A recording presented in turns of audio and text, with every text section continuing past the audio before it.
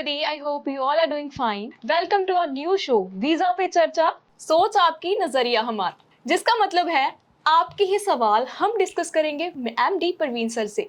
So welcome to our show, sir. Thank you जी, thank you. जी. Thanks to all of you. जी visa पे चर्चा programme, सोच आपकी नज़रिया हमारा, सवाल आपके जवाब हमारे. हम कोशिश करेंगे कि आपको 100% लॉयल्टी के साथ जो आपकी इन्फॉर्मेशन रिक्वायर्ड है वो हम लोग प्रोवाइड कर पाएँ, और जो पहले आपने प्यार दिया था हमें, वो सेम प्यार की उम्मीद हम लोग आपसे करते हैं. अगर आपको हमारा ये वीडियो पसंद आता है तो मेरी आपसे गुजारिश है, इस वीडियो को लाइक करें, शेयर करें, हमारे चैनल को सब्सक्राइब करें, क्योंकि बहुत बार देखा जाता है कि आपके बहुत सारे फ्रेंड्स के साथ मार्केट के अंदर बहुत कुछ होता है. अगर आप उनको बचाना चाहते हो, अपने आप को बचाना चाहते हो किसी भी मिस हैपनिंग से, तो आपको ये हमारा शो लाइक शेयर जरूर करना चाहिए. जी सर, सबसे पहले मैं आपसे पूछना चाहूंगी, how are doing? I am well. हम लोग अच्छा कर रहे हैं. हम लोग मल्टीपल कंट्रीज में डील कर रहे हैं जी. और हमारी कोशिश बड़ी सिंपल है कि हम लोग बच्चों का फ्यूचर बनाएं जी. और बच्चों का वो फ्यूचर बनाए कि कल को जाने के बाद वो हमें याद करें और हमें फर्दर रेफरेंसेस प्रोवाइड करें, उनको गाइडेंस सही करें. हम लोग उनको उन कोर्सेज़ के बारे में, उस एजुकेशन के बारे में बच्चों को एडवाइस करें जहाँ पे जाने के बाद वो भी कल को वाइट कॉलर जॉब, बढ़िया प्लेसमेंट्स ले पाएँ. जी. What about the flow in the immigration industry? Immigration industry में अगर मैं फ़्लो की बात करूं तो फ़्लो थोड़ा सा कम हुआ है जी. बच्चों को. अगर मैं बात यहाँ पे भारत के अंदर क्या हुआ कि एक ट्रेंड चला कि आपको इंडिया के अंदर ही एडमिशन लेना चाहिए, बट मेरा नज़रिया यहाँ पे अलग होता है कि अगर मान लीजिए आप सभी लोग इंडिया के अंदर एडमिशन लेंगे तो इस बात की क्या गारंटी है कि after completion of your bachelor degree कि आपको जॉब मिल पाएगी या नहीं मिल पाएगी. एक एग्जांपल देता हूँ आपको. 4 मई को नीट का एग्जाम है, तो उसमें 24 लाख स्टूडेंट अपीयर कर रहे हैं. Exactly. 1,10,000 बच्चों को ऑप्शन मिलना है, बाकी के लिए क्या. इसी तरीके से यूपीएससी के एग्जाम हुए, लाखों बच्चों ने एग्जाम दिए, जिनकी प्लेसमेंट्स हो गई, जिनको जॉब मिल गई वो तो अच्छा, जिनके रैंक क्रैक हुए, जिनके नहीं हो पाए उनके लिए क्या अल्टरनेट है. देखिए, हम लोग एक चीज समझिए, आज की डेट में अगर एक मीडियम फैमिली से बिलोंग करते हैं, अगर आपको 20, 25, 30 हजार की, 40 हजार की नौकरी मिल जाती है तो उसमें आने वाले टाइम में ग्रेजुएशन के बाद आप शादी भी करोगे, आपके बच्चे भी होंगे, तो सर्वाइवल कैसे होगा, ये हम सबके लिए क्वेश्चन मार्क है. जी. सो सर, मेरे पास सारे सवाल हैं जो हमारे दर्शकों ने कमेंट्स में किए थे. हमारा YouTube बहुत अच्छा चल रहा है and we should thank you no. जी बिल्कुल, आप सभी का बहुत बहुत धन्यवाद है. हमारे 13,500 सब्सक्राइबर हो चुके हैं, ऑर्गेनिक सब्सक्राइबर हैं, और YouTube, Facebook, इंस्टा पे आप जो हमें प्यार दे रहे हो, और मैं उम्मीद करता हूँ ये प्यार की कड़ी आपकी कंटिन्यू रहेगी. आपको अच्छी बात बताता हूँ कि मैडम ने जो क्वेश्चन मेरे से पूछने हैं, इसमें एक सिंगल क्वेश्चन भी मेरे को नहीं पता, ना इन्होंने मेरे को बताया. मैंने इनको बोला था कि आपको जो भी आपसे क्वेश्चन पूछे गए हैं YouTube पे, Facebook पे, मेटा पे, तो वह क्वेश्चन आप बताइए ताकि हम लोग उनके रिप्लाई कर पाए. जी. सो सर, सारे सवाल मेरे हाथों में हैं. तो पहला क्वेश्चन है सर, ऑस्ट्रेलिया के लिए हिट टॉपिक चल रहा है.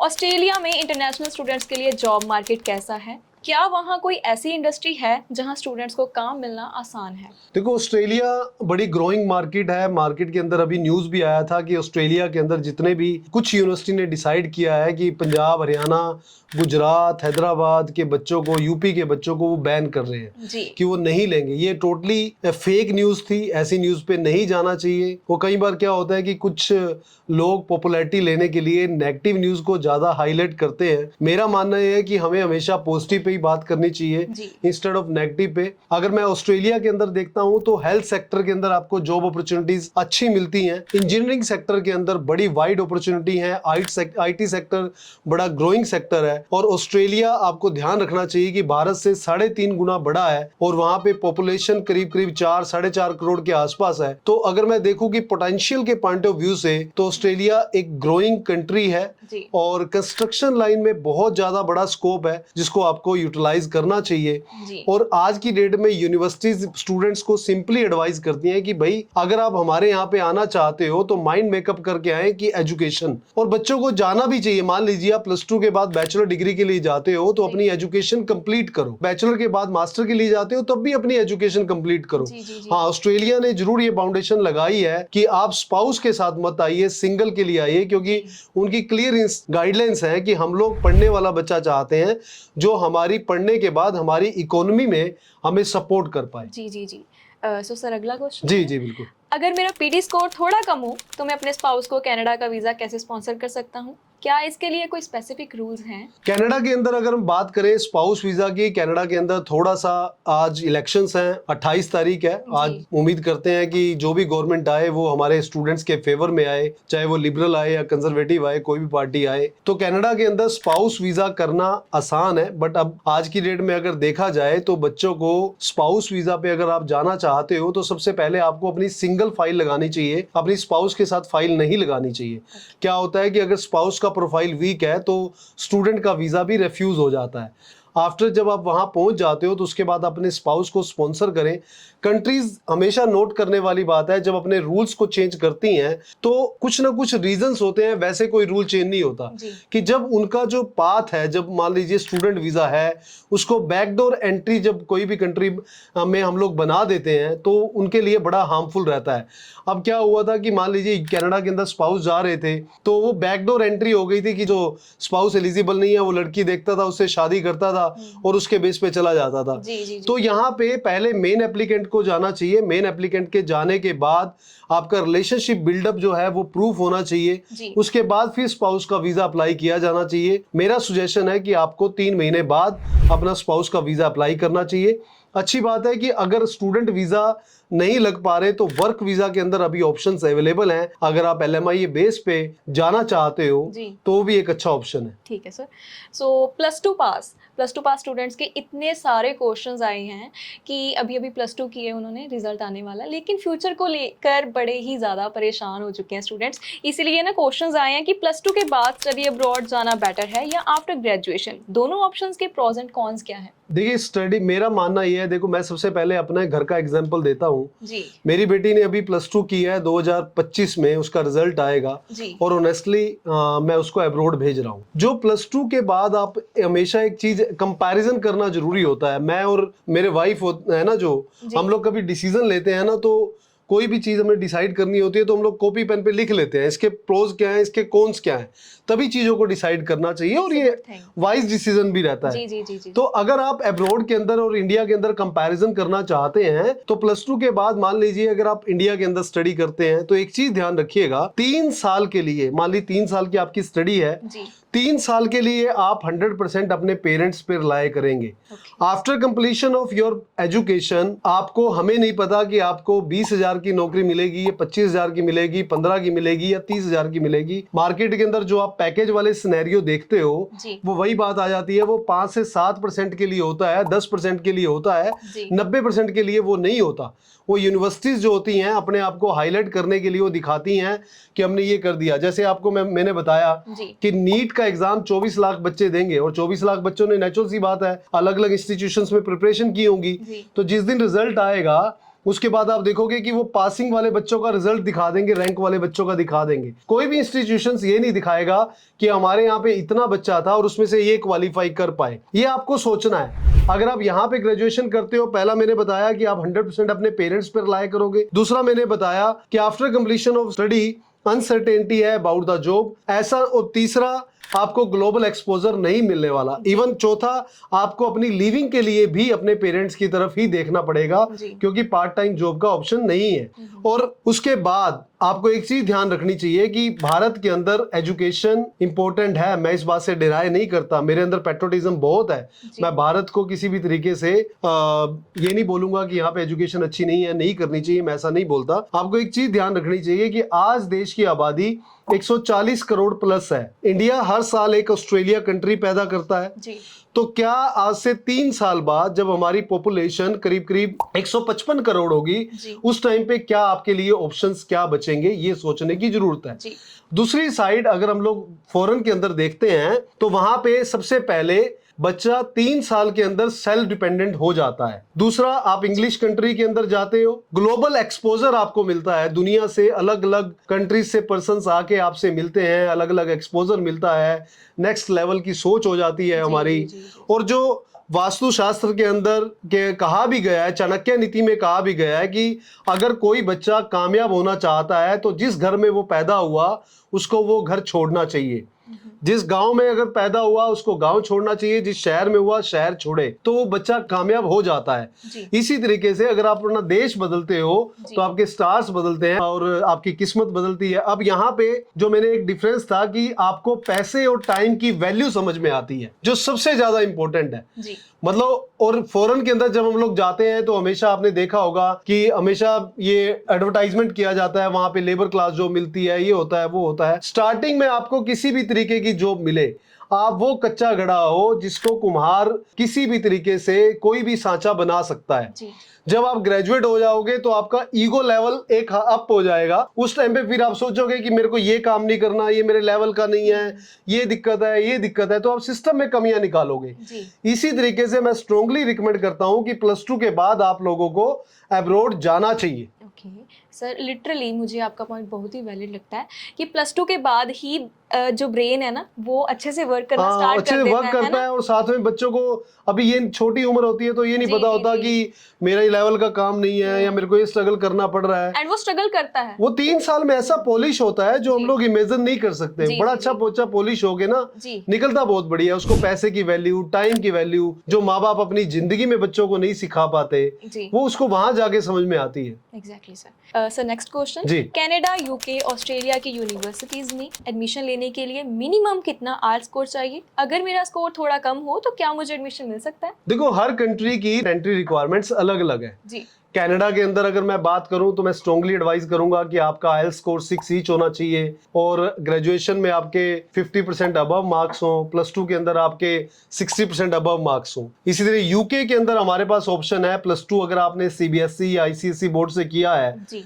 और 2-3 साल का गैप भी है, 22 पास आउट हो या 21 पास आउट हो तो विदाउट आइल्स में, 22 पास आउट हो तो विदाउट आइल्स में हम लोग ले सकते हैं आपको, स्टेट बोर्ड को नहीं। और अगर आपने ग्रेजुएशन किया है, चाहे आपका 10 साल का गैप है, हम लोग विदाउट आइल्स प्रोग्राम में ले सकते हैं। ऑस्ट्रेलिया की बात करूं तो यहाँ पे ऑस्ट्रेलिया इन सभी कंट्री के अंदर एकेडमिक प्रोफाइल को लेके बहुत ज्यादा चूजी है। जी। अब ऑस्ट्रेलिया में आप ये ध्यान रखिएगा कि 24 वाले बच्चों के लिए जिन्होंने 2024 सीबीएसई बोर्ड या स्टेट बोर्ड पास आउट है तो उनके लिए जुलाई इनटेक आखिरी इनटेक है। जी। उसके बाद उनको 2025 वाला बच्चा ही चाहिए होगा, या फिर 2024 में मान लीजिए किसी ने नीट का एग्जाम दिया, किसी ने जेई का एग्जाम दिया, वो एग्जाम अगर आपके पास प्रूफ है तो वो चल जाएंगे। या कॉमर्स के बाद आपने कोई सीए के एग्जाम दिए तो ऐसे एविडेंस चल जाएंगे, अदरवाइज वो लोग नहीं लेंगे। तो अभी जो एक्सेप्ट करेंगे वो 25 वाला बच्चे एक्सेप्ट करेंगे।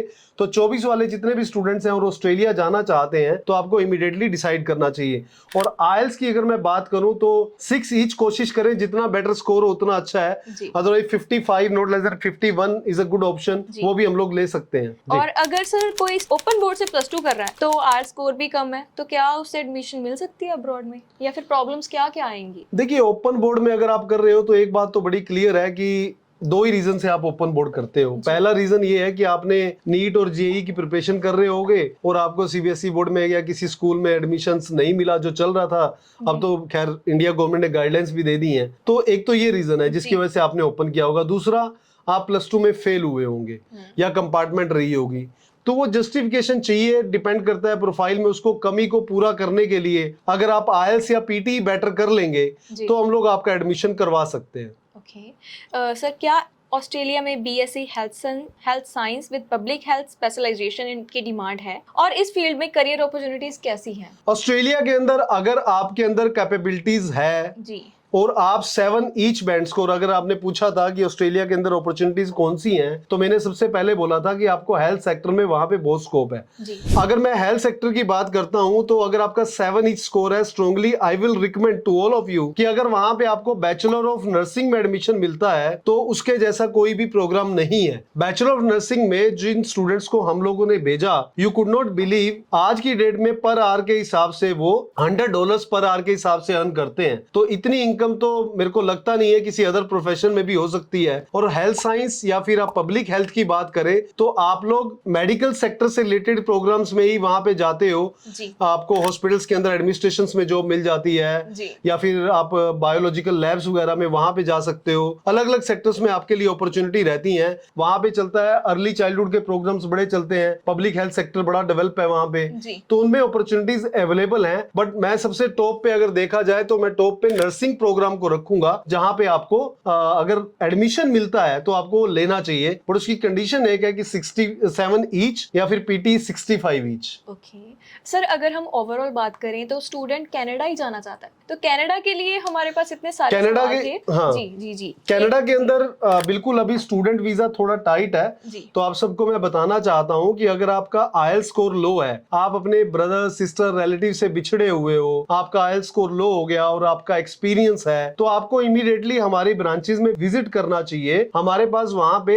एलएमआई के ऑप्शंस अवेलेबल हैं जो आपको जॉब अपॉर्चुनिटीज वहां पे प्रोवाइड करने में हम लोग आपकी हेल्प कर सकते हैं, जिसके अंदर हमारे पास विद और विदाउट आईएल्स दोनों कैटेगरीज अवेलेबल हैं। अगर आप एग्रीकल्चरिस्ट भी हो और विदाउट आईएल्स हो तो भी हमारे पास ऑप्शंस अवेलेबल है, आप जा सकते हो। अगर आपके 5 5.5 बैंड है तब भी हमारे पास आप सबके लिए ऑप्शंस अवेलेबल है। अपार्ट फ्रॉम दैट कि अगर मान लीजिए आप दुबई के अंदर ट्रक ड्राइवर हो, जी आपके पास एक्सपीरियंस है मिडिल ईस्ट कंट्रीज के अंदर, दुबई, बहरीन, कतर, सऊदी, इनके अंदर एक्सपीरियंस है और आप जाना चाहते हो कनाडा के अंदर, तो ओवरऑल अगर आपके 5 बैंड स्कोर हैं तो आप बड़े आराम से जा सकते हो। भारत के अंदर अगर आपने मान लीजिए बीएससी नर्सिंग किया है और आपके ओवरऑल 5.5 बैंड स्कोर है, तो हम लोग आपका डायरेक्टली इंडिया से पीआर भी आपकी करवा सकते हैं, जिसमें कोई प्रॉब्लम नहीं आने वाली। सर, फिर भी एक स्टूडेंट का ये क्वेश्चन था कि क्या कनाडा में +2 के बाद स्टडी करना फ्रूटफुल है?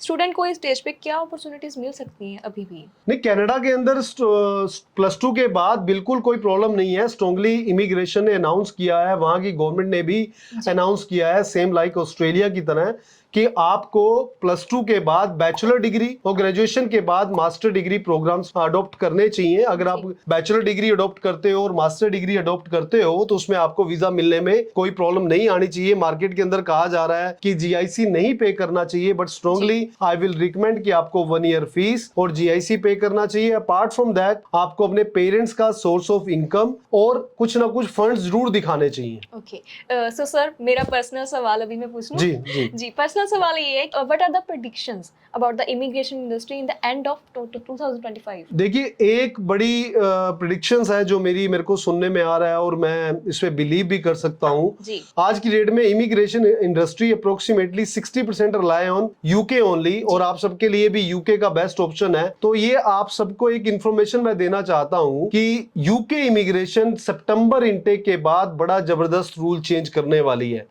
रूल क्या था पहले कि यूनिवर्सिटीज के ऊपर डिपेंडेबिलिटी थी कि अगर यहां से बच्चा जाता है तो इमिग्रेशन कहती थी कि यूनिवर्सिटी की रिस्पॉन्सिबिलिटी है बच्चों को 90% रिटेन करना। सपोज करिए भारत से 1000 बच्चा गया तो उनको ये था कि 900 बच्चा वहां पे पढ़ना चाहिए, 10% से ज्यादा विड्रॉल नहीं होना चाहिए। जी सितंबर के बाद जो यूके इमिग्रेशन चेंजेस लाने जा रही है, जिसके बाद रूल्स टफ हो सकते हैं, वो रूल्स ये हैं कि यूके इमिग्रेशन ने अनाउंस किया है कि सितंबर के बाद जो भी कंसल्टेंट स्टूडेंट्स को रिक्रूट करेगा उसी एजेंट की रिस्पॉन्सिबिलिटी होगी उनकी रिटेंशन की भी। मतलब अगर हम लोग 100 स्टूडेंट्स भेजते हैं बैचलर डिग्री प्रोग्राम में या मास्टर डिग्री प्रोग्राम में, तो आपको 90% बच्चा आपका वहां पे पढ़ना चाहिए। तो नेचुरल सी बात है कि वहां पे एजेंट के लिए एक चैलेंज आ जाएगा। एजेंट उन्हीं स्टूडेंट्स को रिक्रूट करेगा जो वहां पे जनरली पढ़ना चाहते हैं। तो आप सबसे मैं अपील करना चाहता हूं कि इससे पहले कि सितंबर 25 के बाद यूके इमिग्रेशन अपने कोई रूल चेंज करे, आप सभी से अपील है कि अगर आप अपॉर्चुनिटी को देखते हो और अब्रॉड जाने के बारे में सोच रहे हो या कंफ्यूज हो, तो आपको इमीडिएटली डिसीजन लेके वीजा अप्लाई करना चाहिए। और यूके के अंदर आज की डेट में जॉब प्रोस्पेक्टिव से अगर हम लोग देखते हैं तो वहां पे वाइड अपॉर्चुनिटीज अवेलेबल हैं। जी सर, अगर हम यूएसए की बात करें, यूएसए का आसार क्या लगता है कि डोर्स ओपन होंगे कभी? देखो, ये कंट्रीज जो है ना, ये इनके लिए इमिग्रेशन एक इंडस्ट्री है और जब जब इनको जरूरत पड़ती है, जब जब इकोनॉमी इनकी कहीं पे वीक होती है, तो ये फौरन से, जब जब इनको मैन पावर चाहिए होती है तो ये बच्चों को रिक्रूट करते हैं। एक टाइम था जब इनकी डिपेंडेबिलिटी इंडिया के ऊपर थी, आज टाइम है कि इनकी डिपेंडेबिलिटी की जो रिक्वायरमेंट है वो चाइना पूरी करता है। अब चाइना से क्या होता है कि बच्चा मान लीजिए वहां पे पढ़ने के लिए आता है, वो आप ऑस्ट्रेलिया का एग्जांपल लें। ऑस्ट्रेलिया ने 2025 में हाईएस्ट स्टूडेंट रिक्रूट किया है। इवन भारत से उन्होंने बच्चा नहीं लिया, 6.5 लाख स्टूडेंट्स को उन्होंने रिक्रूट किया। अब चाइना के स्टूडेंट्स की क्वालिटी क्या है कि वो स्ट्रेट फॉरवर्ड 3 साल की बैचलर डिग्री है तो 3 साल की फीस पे कर देंगे। इसी तरीके से न्यूजीलैंड में, इसी तरीके से यूके में, तो कनाडा के अंदर भी ऐसा हो रहा है। तो उसका बेनिफिट, क्योंकि उनके पास पैसा ज्यादा है, इनकी इकोनॉमी हमसे स्ट्रोंग है, तो उसका क्या होता है कि बेनिफिट ये होता है कि उनको तो पैसा चाहिए और चाइनीज लेके आए या फिर इंडियन लेके आए।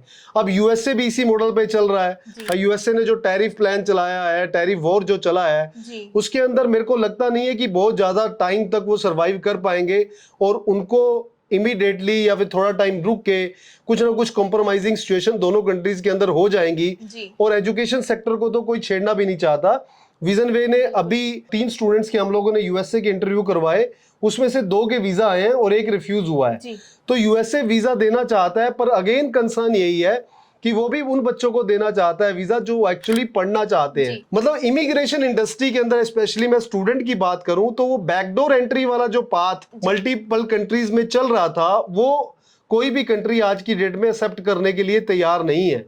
मतलब अगर आप यूनिवर्सिटीज के अंदर एडमिशन लेते हो, 3 साल की स्टडी है तो 3 साल की एजुकेशन लो, ताकि उनको सर्वाइवल के लिए पैसा आए। अगर उनके पास पैसा नहीं आएगा, मान लीजिए आपने 1 साल स्टडी करी, 2nd ईयर ड्रॉप कर लिया, 3rd ईयर ड्रॉप कर लिया, तो every year they need students.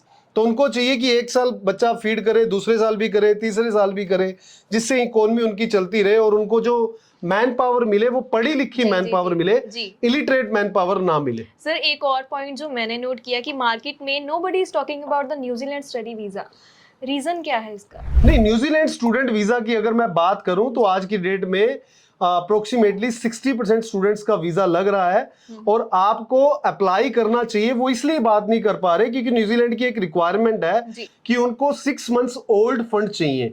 अगर पेरेंट्स के पास एफडी और सेविंग, ग्रैंड पेरेंट्स के पास एफडी और सेविंग है या फिर बैंक से आप एजुकेशन लोन ले सकते हो, तो वर्ल्ड के अंदर न्यूजीलैंड जो कंट्री है one of the peaceful country है और आपको वहां पे जरूर जाना चाहिए। विजन वे जो है वो न्यूजीलैंड एक्सपर्ट है और न्यूजीलैंड विजन वे का जो पहला वीजा लगा था वो न्यूजीलैंड कंट्री का ही लगा था, सुरजीत सिंह का। तो मैं आप सबसे अपील करता हूं कि अगर आप Australia, New Zealand, UK, Canada, USA और यूरोप किसी भी कंट्री के अंदर आप जाना चाहते हो, आपका बजट कम है या ज्यादा है, आपके पास पैसे की कोई कमी है, आप ग्रेजुएट हो, एजुकेशन लोन लेना चाहते हो, आपकी हर प्रॉब्लम का सॉल्यूशन विजन वे के पास है। तो मेरी आप सभी से अपील है कि आप कंफ्यूज ना होइए, आप हमारे ऑफिसेज में विजिट करें, एक्सपर्ट से मिलें और अपनी जो भी दुविधा है उसको ब्लंटली आप उनके सामने रखें। You have a problem, we have a solution for you. घबराने की जरूरत नहीं है, वी आर विद यू। जी sir, there were so many messages कि ऑडियंस चाहती थी कि आप लाइव आए, वीजा पे चर्चा दोबारा शुरू हो। And thank you so much for your time. आप आए और आज सारे क्वेश्चंस क्लियर हो चुके। जी थैंक यू, आपका बहुत बहुत धन्यवाद। मैं उम्मीद करता हूं कि आप इसी तरीके से हमारे चैनल को सब्सक्राइब करेंगे और आगे इसको शेयर भी करेंगे, लाइक भी करेंगे, ताकि हम लोग ये अवेयरनेस का जो हम लोगों ने स्टेप इनिशिएटिव लिया है, इसके अंदर हमें और कॉन्फिडेंस आए और हम लोग और बढ़िया तरीके से आपको चीजों को रिप्रेजेंट कर पाए। सत श्री अकाल, नमस्कार।